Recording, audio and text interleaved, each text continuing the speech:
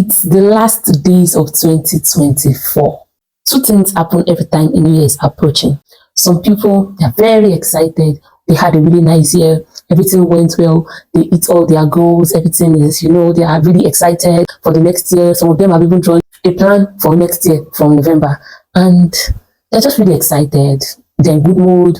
They've done a lot this year, so they're hoping for more next year. If you're in this category, congratulations. Honestly, it takes a lot of grit, a lot of efforts to hit your goals in a year like 2024. But then you have another set of people who the year may have not gone exactly as you have imagined, exactly as you have planned. Maybe so many things that you wanted to do, you didn't get to do them. And so the end of the year, you are feeling more depression than excitement. You are sad, you are down, you feel like you don't really have anything to celebrate. And so you're just really in a quiet mode. You don't know what to expect in the next year because even the things that you planned for this year, you're not able to get them done. And you are just really weighed down in your soul. You feel really tired already. Can we just get everything done with? You don't even know what all this excitement is about. I feel you. Stay with me. Let's talk about this. But first, welcome back to my YouTube channel. Thank you for the love and the support that you have been showing to me. I appreciate it. If this is your first time coming across my video, my name is Deyi-Daniel, and I am building a community of 100 million people who are crazy about growth. I film about personal, career, and business growth. You should be a part of this community, so subscribe already. So how do we make the last days of this year?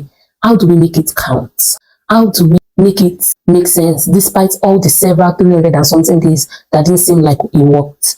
How do we turn these last days of this year? I feel like we have like about 14 days to go. How do we make it count? How do we make it end with a bang? I want you to feel free to pause at any point in this video and write things down, write the things that come to your mind down. So let's get into it. First things first, I want you to acknowledge and release any guilt that you have about this year.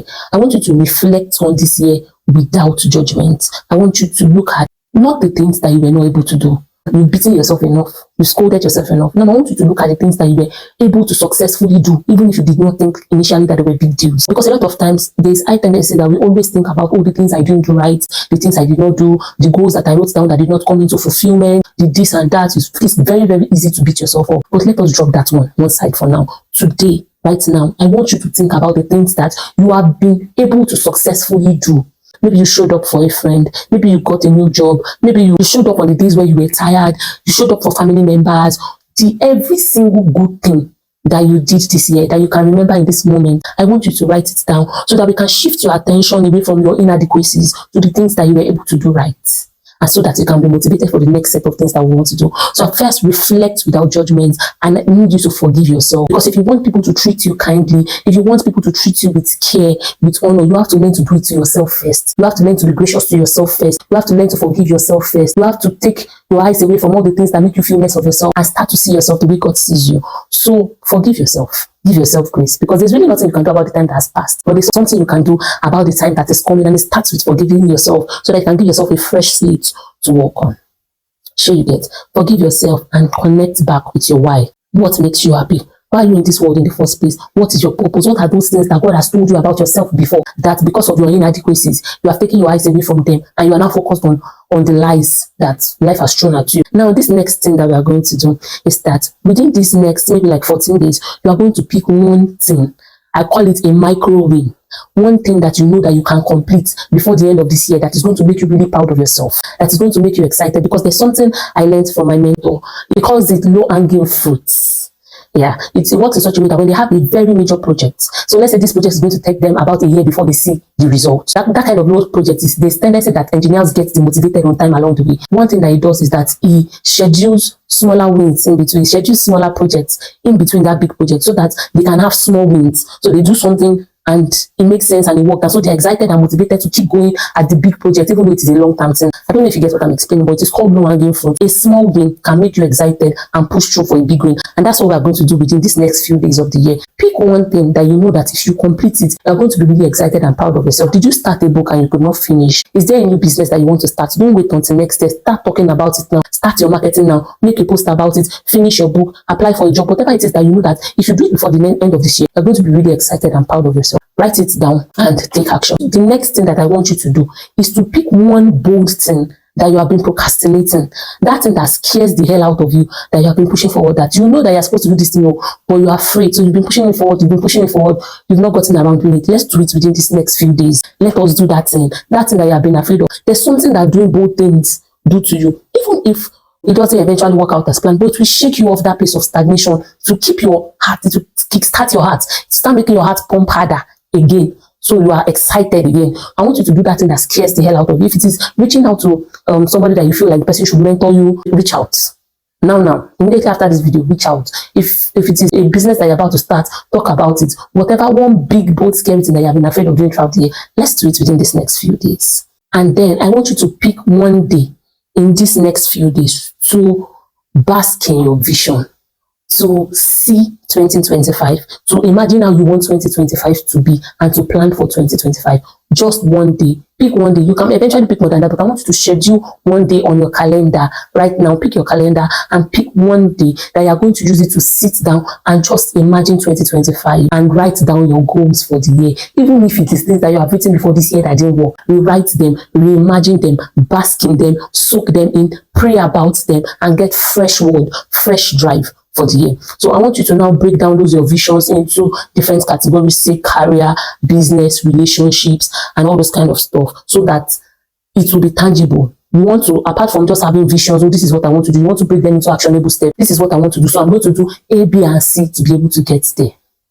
Another thing that I want you to do within these next few days is to find a way to give back. Find a way to give back. Let me tell you, this is a hack that has always worked. If anytime you are feeling depressed, tired out of yourself, frustrated, find somebody to help. There's something it does to your mind. It reminds you that you are a valuable person and that there are people in this world that you can help and that you are needed. So I want you to find somebody. It may be somebody lesser than you. It may be a cause that you are very passionate about. It may be a motherless baby's home. Whatever it is that you can do to give back to the world, to the society, to the community, find a way to give back. It may be mentoring someone. It may be sitting down with someone who is having a particular challenge in an area of their career and you can help the person. Sit down with them, have a conversation and help them. There's just something you will do to get your heart pumping again. Then I want you to end this year with gratitude.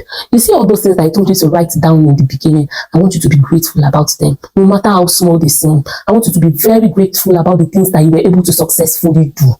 The way you were able to show up for people when you didn't feel like. I want you to be grateful about them. I want you to thank God for them, because that is one of the easiest ways to forgive yourself. By the time you start to focus on the things that you were able to successfully do and you're able to see God in it, able to re-engineer your joy, to bask in God, to see God's hand, even in the little things that you were able to do, you start to release the heart of those things that you were not able to successfully do. So before the clock strikes 12 on December 31st, I want you to be grateful. Be grateful for this year, that you are alive and you're able to pull through, despite all the 1,000,001 things that this year threw at you.